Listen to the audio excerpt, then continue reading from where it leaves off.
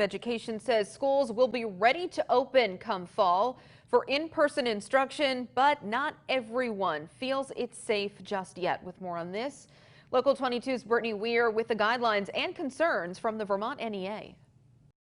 The governor and his administration believe that it is safe for students pre-K through 12 to return to school in the fall for in-person instruction. Now, just like every other reopening, there will be strict health and safety guidelines. Teachers will be required to wear masks, while students will be highly encouraged to wear them.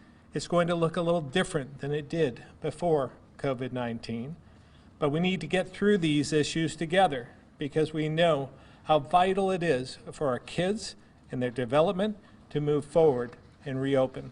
According to Education Secretary Dan French, all students and staff will have daily health checks at first point of contact with the school. Students who are arriving by bus will have the screening prior to boarding the bus to reduce the potential spread of the virus. Vermont NEA President Don Tinney thinks it's a little early to say schools will be ready to reopen. I think everyone wants to go back to school, but we want to make sure we go back to a safe school.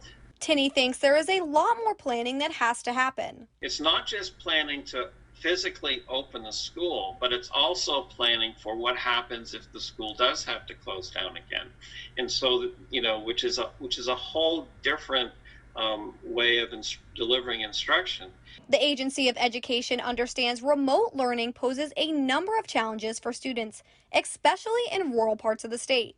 We recognize that as much as COVID-19 has been an unprecedented public health emergency, in many cases it has been an education emergency.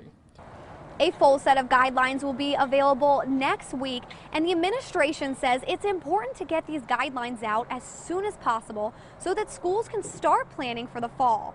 The NEA has assembled a task force of educators to explore what is necessary to safely and effectively restart in-person instruction. In Williston, Brittany Weir, Local 22 News.